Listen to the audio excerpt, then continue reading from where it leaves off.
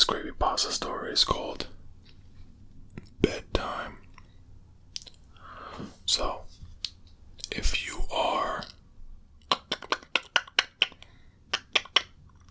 not into scary stories, then you might want to click off of this video. But if you're into them, then welcome. And if you can tolerate it, then I hope you're staying here for the whole video. If you haven't heard this story, it's a pretty good one. It sent me looking around my room, making sure nothing was watching me. So let's just begin with the story. You sit back, relax, and try not to get too scared, and just listen. Okay, ready. Bedtime is supposed to be a happy event for a tired child. For me, it was terrifying. While some children might complain about being put to bed before they have finished watching a film or playing their favorite video game, when I was a child, nighttime was something truly to fear. Somewhere in the back of my mind, it still is. As someone who is trained in the sciences, I cannot prove that what happened to me was objectively real, but I can swear that what I experienced was genuine horror, a fear which, in my life, I'm glad to say, has never been equaled. I will relate it to you all now as best as I can. Make of it what you will, but I'll be glad to just get it off my chest. I can't remember exactly when it started, but my apprehension towards falling asleep seemed to correspond with my being moved into a room of my own. I was 8 years old at the time, and until then, I had shared a room quite happily with my older brother. As is perfectly understandable for a boy 5 years my senior. My brother eventually wished for a room of his own, and as a result, I was given the room at the back of the house. It was a small, narrow, yet oddly elongated room, large enough for a bed and a couple of chest drawers, but not much else. I couldn't really complain because even at that age, I understood that we did not have a large house, and I had no real cause to be disappointed, as my family was both loving and caring. It was a happy childhood during the day. A solitary window looked out onto our back garden. Nothing out of the ordinary, but even during the day, the light which crept into that room seemed almost hesitant. As my brother was given a new bed, I was given the bunk beds which we used to share. While I was upset about sleeping on my own, I was excited at the thought of me being able to sleep in the top bunk, which seemed far more adventurous to me. From the very first night, I remember a strange feeling of unease creeping slowly from the back of my mind.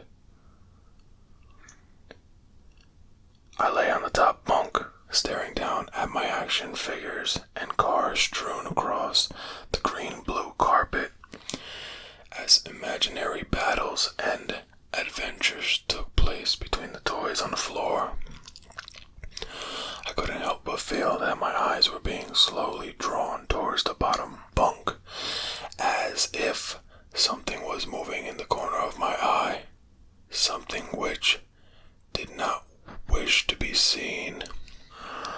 The bunk was empty, impeccably made with a dark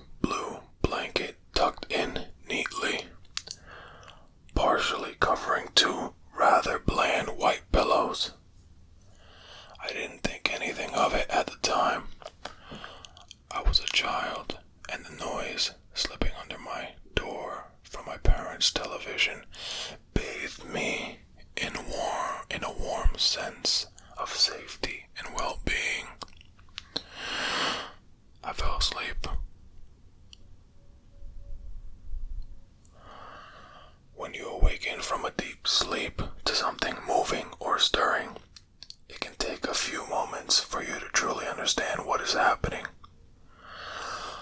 The fog of sleep hangs over your eyes and ears, even when lucid. Something was moving. There was no doubt about that. At first, I wasn't sure what it was. Everything was dark, almost pitch black.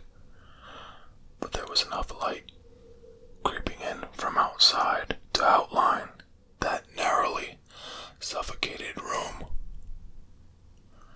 Two thoughts appeared in my mind almost simultaneously. The first was that my parents were in bed because the rest of the house lay both in darkness and silence. The second thought turned to the noise. A noise which had obviously woken me. As the last cobwebs of sleep withered from my mind, the noise took on a more familiar form. Sometimes the simplest of sounds can be the most unnerving. A cold wind whistling through a treehouse, a neighbor's footsteps uncomfortably close, or, in this case, the simple sound of bed sheets rustling in the dark.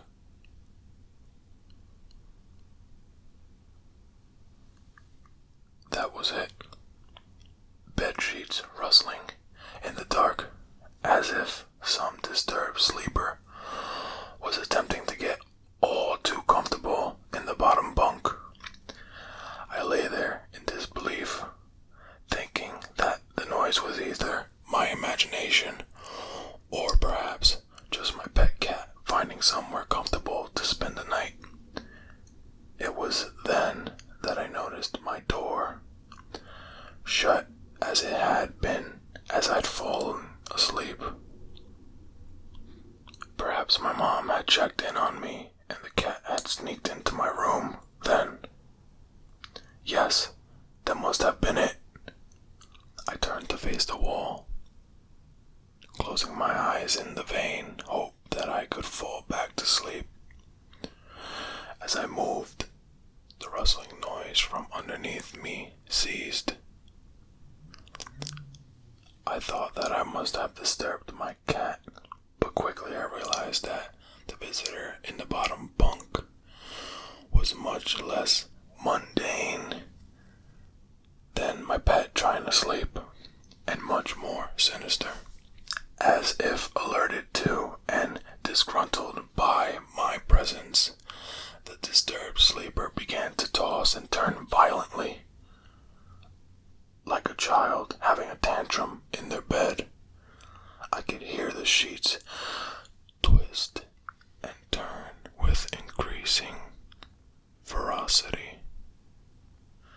Fear then gripped me, not like the subtle sense of unease I had experienced earlier, but now potent and terrifying.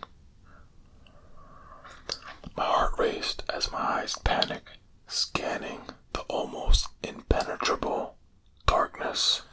I let out a cry, as most young boys do. I instinctively shouted on my mother. I could hear something stir on the other side of the house, but as I began to breathe a sigh of relief that my parents were coming to save me, the bunk beds suddenly started to shake violently as if gripped by an earthquake, scraping against the wall. I could hear the sheets below me thrashing around as if tormented by malice. I did not want to jump down to safety as I feared the thing in the bottom bunk would reach out and grab me, pulling me into the darkness, so I stayed there, white knuckles clenching my own blanket like a shroud of protection. The wait seemed like an eternity. The door finally and thankfully burst open, and I lay bathed in light, while the bottom bunk, the resting place of my unwanted visitor, lay empty and peaceful.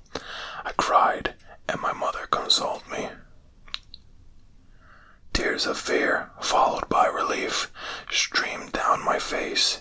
Yet, through all the horror and relief, I did not tell her why I was so upset.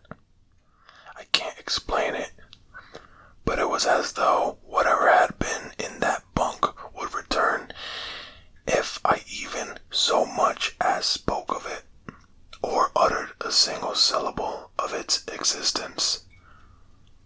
Whether that was the truth, I do not know, but as a child I felt as if that unseen menace remained close, listening. My mother lay in the empty bunk, promising to stay there until morning. Eventually, my anxiety diminished. Tiredness pushed me back towards sleep, but I remained restless, waking several times momentarily to the sound of rustling bed sheets. I remember the next day wanting to go anywhere, be anywhere but that narrow, suffocating room. It was a Saturday and I played outside, quite happily with my friends. Although our house was not large, we were lucky to have such a long sloping garden in the back. We played there often, as much of it was overgrown and we could hide in the bushes, climbing a huge tree which towered above all else, and easily imagine ourselves in the throes of a grand adventure in some untamed exotic land. As fun as it was, occasionally my eye would turn to that small window, ordinary, slight, and innocent. But for me, that thin boundary was a looking glass into a strange, cold pocket of dread. Outside, the lush green surrounding of the garden, filled with the smiling faces of my friends, could not extinguish the creeping feeling clawing its way up my spine, each hair standing on end. The feeling of something in that room, watching me play, waiting for the night when I would be alone, eagerly filled with hate. It may sound strange to you, but by the time my parents ushered me back into the room for the night, I said nothing. I didn't protest. I didn't even make an excuse as to why I couldn't sleep there. I simply and sullenly walked into that room, climbed the few steps into the top bunk, and then waited. As an adult, I would be telling everyone about my experience, but even at that age, I felt almost silly to be talking about something which I really had no evidence for. I would be lying, however, if I said this was my primary reason. I still felt that this thing would be enraged if I so much as spoke of it. It's funny how certain words can remain hidden from your mind, no matter how blatant or obvious they are. One word came to me that second night, lying there in the darkness alone, frightened, aware of a rotten change in the atmosphere, a thickening of the air, as if something had displaced it. As I heard the first casual twist of the bed sheets below, the first anxious increase of my heartbeat, at the realization that something was once again in the bottom bunk, that word, a word which had been sent into exile, filtered up through my consciousness, breaking free of all repression, gasping for air, screaming, etching, and carving itself into my mind. Ghost. As this thought came to me, I noticed that my unwelcome visitor had ceased moving.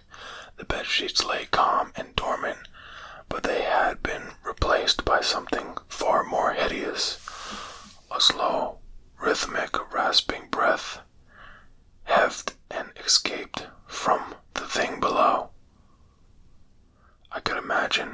stress rising and falling with each sordid, wheezing, and garbled breath.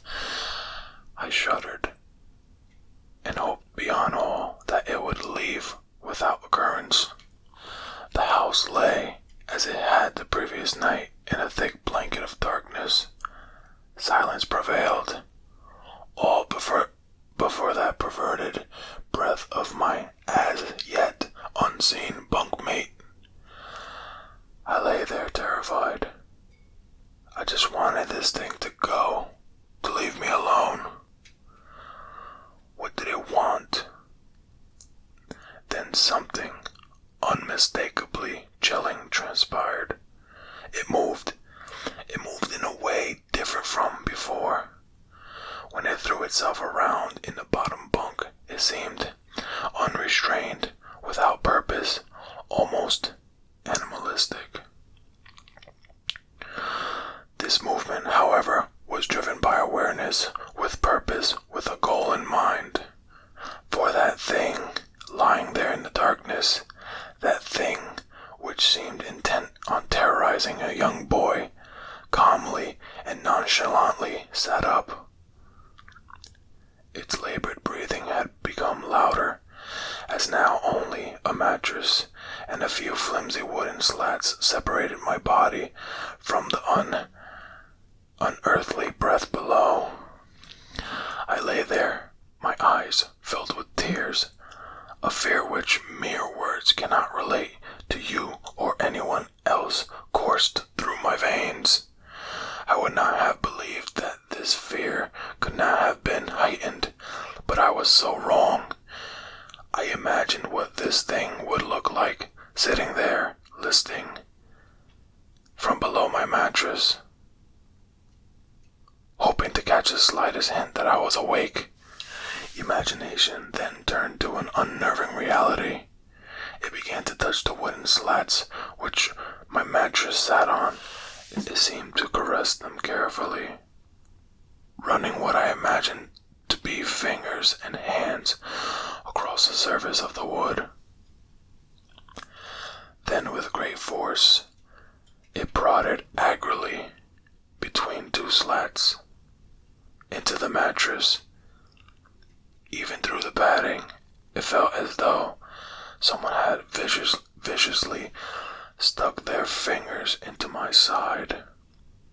I let out an almighty cry, and the wheezing, shaking, and moving thing in the bunk below replied in kind but violently vibrating the bunk as it had done the night before.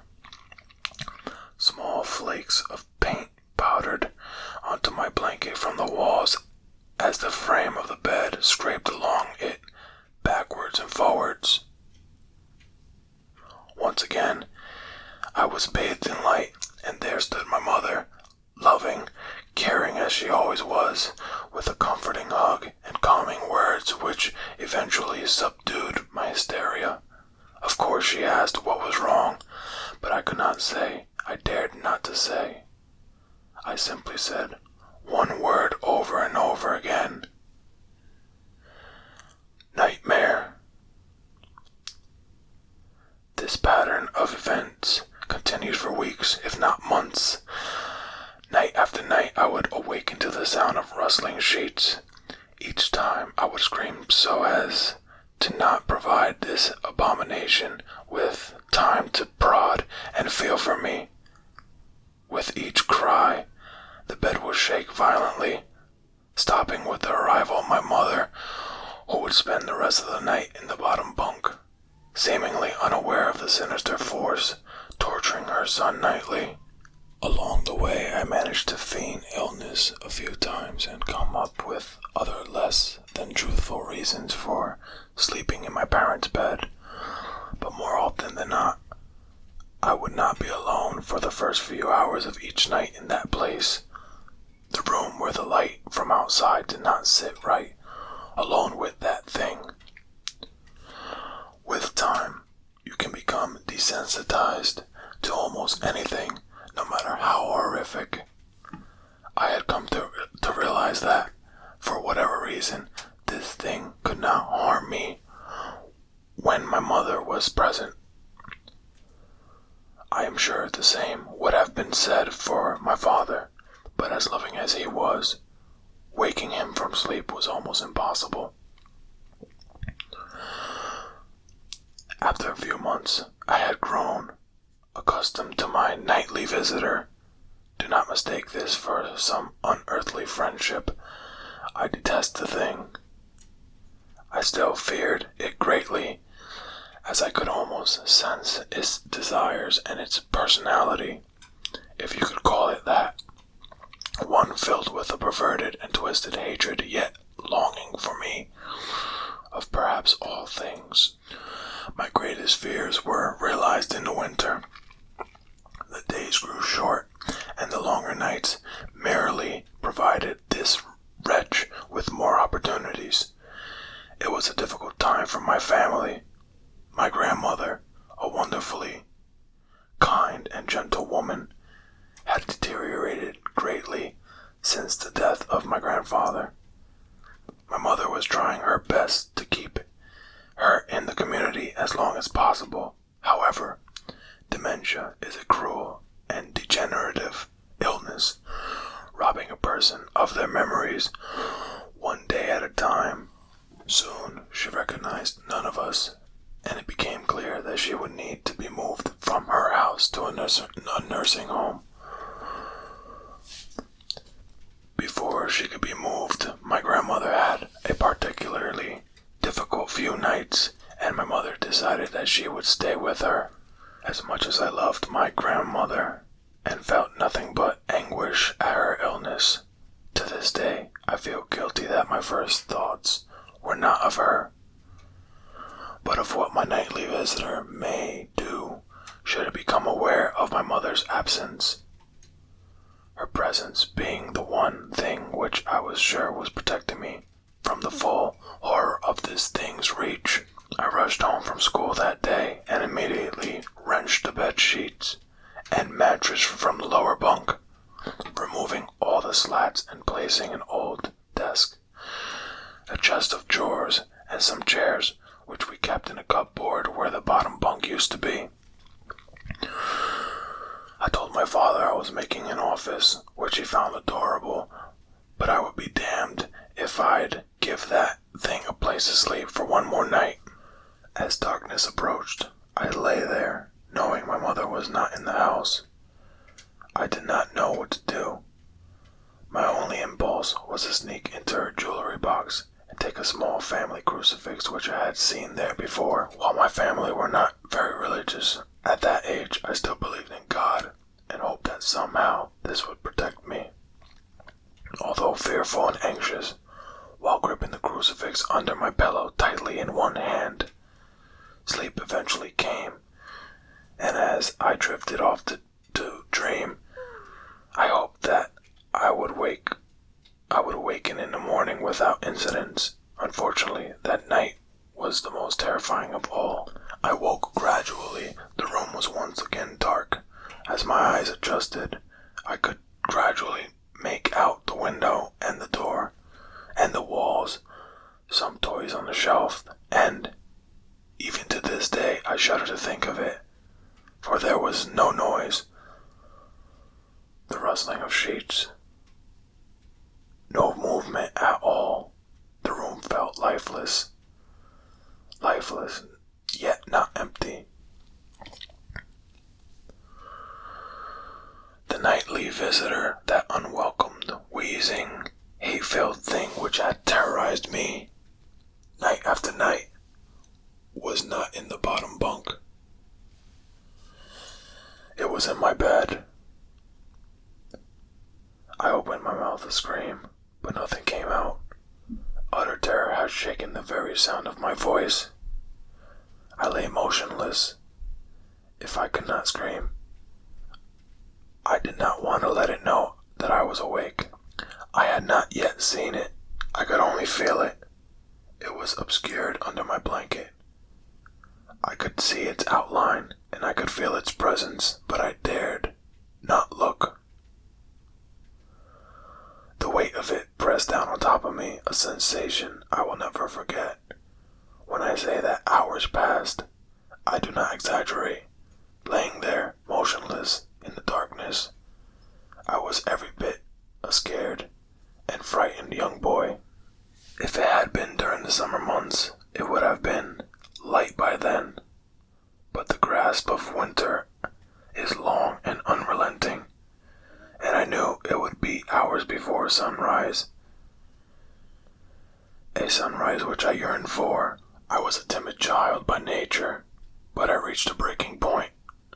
A moment where I could wait no more, where I could survive under this intimately deviant abomination no longer. Fear can sometimes wear you out, make you threadbare, a shell of nerves, leaving only the slightest trace of you behind. I had to get out of that bed. Then I remembered the crucifix. My hand still lay underneath the pillow, but it was empty.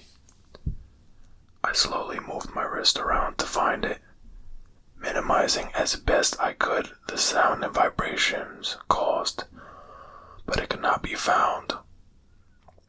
I had either knocked it off the top bunk, or it had, I could not even bear to think of it, been taken from my hand. Without the crucifix, I lost any sense of hope. Even at such a young age, you can be acutely aware of what death is and intensely frightened of it.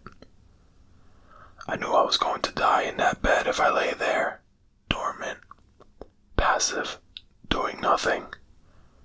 I had to leave that room behind, but how? Should I leap from the bed and hope that I make it to the door? What if it's faster than me? Or should I slowly slip out of the top bunk, hoping to not disturb my uncanny bedfellow? Realizing that it had not stirred when I moved, trying to reach for the crucifix, I began to have the strangest of thought. What if it was asleep? It hadn't so much as breathed since I had woken up. Perhaps it was resting, believing that it had finally got me, that I was finally in its grasp. Or perhaps it was toying with me. After all, it had been doing just that for countless nights, and now with me under it, pinned against my mattress with no mother to protect me, maybe it was holding off, savoring its victory until the last possible moment, like a wild animal savoring its prey. I tried to breathe as shallowly as possible, and mustering every ounce of courage I could, I reached over slowly with my right hand and began to peel the blanket off of me. What I found under those covers almost stopped my heart. I did not see it, but as my hand moved the blanket, it brushed against something smooth and cold, something which felt unmistakably like a gaunt hand. I held my breath in terror, as I was sure it must have known that I was awake. Nothing. It did not stir. It felt dead. After a few moments, I placed my hand carefully further down the blanket and felt a thin, poorly formed forearm. My confidence and almost twisted sense of curiosity grew as I moved down further to a disproportionately larger bicep muscle. The arm was outstretched, lying across my chest, with the hand resting on my left shoulder, as if it had grabbed me in my sleep. I realized that I would have to move this cadaverous appendage if I even so much as hoped to escape its grasp. For some reason, the feeling of torn, ragged clothing on the shoulder of this nighttime invader stopped me in my tracks. Fear once again swelled in my stomach and in my chest as I recoiled my hand in disgust at the touch of straggled, oily hair. I could not bring myself to touch its face, although I wonder to this day what it would have felt like. Dear God, it moved. It moved. It was subtle, but its grip on my shoulder and across my body strengthened. No tears came, but God, how I wanted to cry.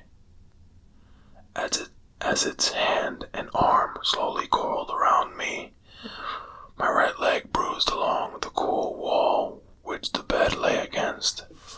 Of all that happened to me in that room, this was the strangest. I realized that this clutching, rancid thing which drew great delight from violating a young boy's bed was not entirely on top of me. It was sticking out from the wall like a spider striking from its lair. Suddenly, its grip moved from a slow tightening to a sudden squeeze. It pulled and clawed at my clothes as if frightened that the opportunity will soon pass. I fought against it, but its emaciated arm was too strong for me. Its head rose up, writhing and contorting under the blanket. I now realized where it was taking me, into the wall. I fought for my dear life, I cried, and suddenly my voice returned to me, yelling, screaming, but no one came.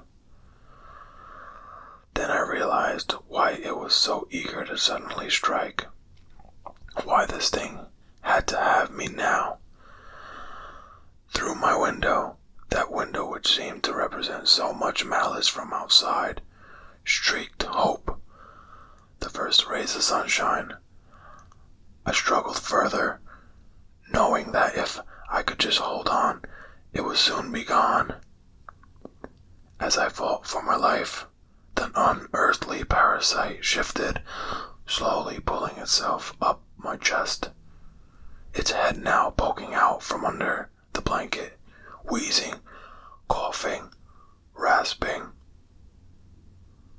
I do not remember its features. I simply remember its breath against my face, foul and as cold as ice.